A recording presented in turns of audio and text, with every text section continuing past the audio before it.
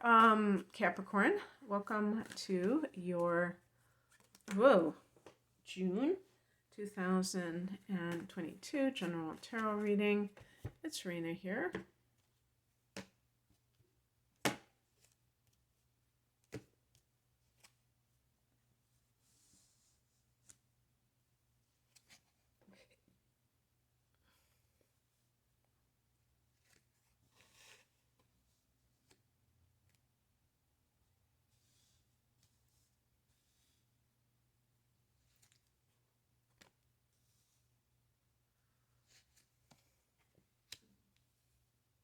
Seems like I'm getting a lot of relationship issues in these readings, okay? And sometimes that's like just par for the course, but you know, the Tower card I've gotten, but of course that can be because of having this eclipse in Scorpio, which sometimes it brings out things that were either hidden, or I even say more the case, things that people suppressed, that they didn't quite want other people to know that they were feeling, that they were thinking. And that kind of thing leads to a lot of maybe emotional turmoil, because a person feels like, oh wow, you know, I was hoping that things would be different than this. And it's good to clear the air, even though it is uncomfortable in this the interim, while it's happening. The heart of the matter is the Seven of Swords. I think if you don't know anything about the tarot, you can at least get that sketchy vibe from this card of the person who's kind of looking behind him as he's slinking away with 5 of these swords. And the number 5, you know, it's interesting because then they leave 2 remaining upright. And I don't know, I'm sure that there's some symbolism to that. And even numerologically, the number 5 connects with treachery and instability and things like that. And the number 2 is like couples, love, you know, that kind of thing. So the treachery in love, the deception in love. I've made this observation multiple times, and I'll say it again. I always think of Capricorn as a hard-boiled sign, but I think that a lot of Capricorns are quite sensitive underneath the surface. And I think that because of this, Capricorns are vulnerable in relationships. Maybe because they put so much stock in their career, their success, their status, that it leaves them open to not develop the spiritual and emotional side of things that are needed in order to discern, properly discern other, the validity of relationships. And that can play out in a pretty negative way when the person isn't, they realize that they have gotten together with somebody who is quite deceptive and not very, not above board, not being an honest broker. And another thing too that I think can happen. This is not going to be. There is a higher octave, if you will, of Capricorn that can be very wise, very spiritual. I'm talking about the lower octave, where the person is more materialistic on whatever level. Maybe not like, showing off their material possessions, but they still have that materialist mentality. So then they bring that to love, and they think that love is all about oh, okay, now we're going to have more resources. Now that person's going to give me the lifestyle that I've always wanted, or I'm going to, they're going to give me this status because they're like beautiful or they're this, and I'm going to give them that, tit for tat kind of thing. And that's not love. That's a business arrangement. And, if you know it's a business arrangement, that's a different story. But if you're confusing it with love, then it's a disaster. In the past position, we have the Tower card. This could have cleared the air and let you know exactly where you stand with somebody. And maybe you realize that that person has been lying to you, or they've been cheating you. Or it could be like in the case of, if this is a work-related matter, that you've been cheated. Maybe you have a talk with the coworkers and you found out that you're getting paid less than they are for the same work. One thing about the Seven of Swords is that it can be about how do you extricate yourself from a situation that is not very,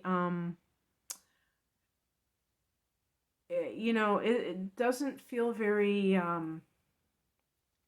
good for you, and you don't want to cause any drama. You don't want to burn any bridges if this is a work-related situation. So that might be what you're thinking about at the moment. The higher message is the Three of Swords. Understanding what is really happening. You may have your heart broken. That could be what this card represents. And you're denying it. You're like focused on other aspects of it. It's kind of like I don't think Capricorn as a sign is like this, but you know how some people, let's say they get cheated on and all they do, or they're having problems with their partner doing something that they consider, totally wrong. And what do? They go and they complain to their friends or their family about this person. And that kind of thing it just keeps that negative energy generating itself. It doesn't solve that problem. And it's like, why would you do that? Why would you put yourself through that? Well, sometimes people feel disempowered, and I guess they think that they should be doing something. They think that if they complain about something, that's solving the problem. Well, of course, we know that that's absurd. That's not how life works. So understanding that you have to be in charge of things. Also, this card about when we talk about heartbreak, you may be feeling heartbroken unnecessarily.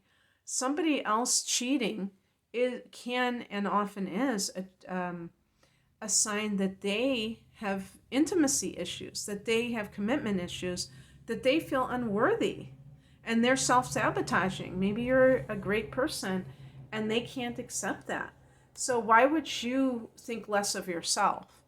Definitely, I think it's very important when you sever a relationship with someone, or even if like they're the one that initiates it, that you reflect on the relationship very honestly within yourself. I'm not talking about complaining to other people, but really taking in your part of the dance. Not blaming yourself if you feel that you did all that you could to keep the relationship going, but other things like because the Tower can be something that you tell other people, I never saw it coming. And yet, if you're honest with yourself, you'd say, well, yeah, there were some red flags. Yeah, this person did this, that, and the other thing, but I thought that it was still cool, blah, blah, blah. And you assume that everything was fine when it really wasn't. Those kinds of assumptions can be quite erroneous, and you have to own that instead of like acting, clutching pearls and saying, oh my gosh, how did this even happen? Also with the Three of Swords, it can be that you need to cut something very cleanly, and it's like if this is somebody that you have taken back and they promised they weren't going to cheat, and you just realize, this person, they just cannot um, not do this. What crosses you is the King of Wands. If this is the other person, they may be a bully. They may be trying to intimidate you in some way. And that includes a boss. And sometimes I feel that if somebody grows up with the trauma of I'm going to say a father, it could be a mother who is very has a lot of masculine energy, meaning that she is very aggressive. But I'm just going to say a father who was very bullying and controlling.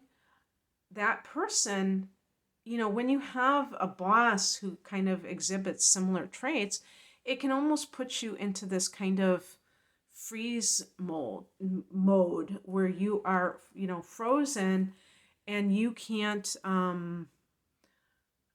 deal with the person's behavior because you've kind of got this learned helplessness. You're kind of in this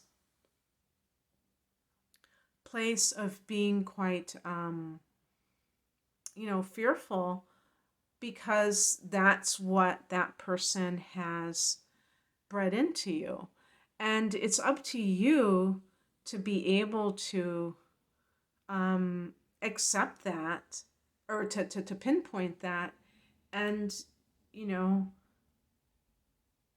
basically I would say grow up. That's the words that came into my mind is grow up. Is like you're not a child anymore. You don't have to fear a fellow adult, even if they have a lot of bluster. You can, and you don't have to sink to their level either. That's also an important point. But Capricorns tend to be enamored by authority figures. Saturn is associated with authority. It's the father archetype. So while archetypes exist, they don't have to be, and it's not the end all be all where they represent everything about a situation that you're going to just go, okay, whatever. It doesn't have to be that way. And it shouldn't be that way. You should have more sense of yourself as an adult. And I say this, it's so funny because I say this to myself. I'm not a Capricorn, but I'm a Sag. But I have Mars in Capricorn, though. I say that to myself sometimes. I say, I'm an adult. I don't have to be afraid of anybody and who's trying to disempower me or try to overpower me. It's just like a logical conclusion that I've come to. And I don't care if they're the boss. That doesn't mean that they're the Lord King God. That just means that, I will respect somebody in that position, but I'm not a slave. I'm not somebody's whipping girl. So, you know what I mean? That's really, those are two different animals. I'm not down for that. What's coming in is the Eight of Swords. Now, this is a card of oppression, but I especially think of it as your self-defeating patterns. What are the things that you see? Oh, you know what?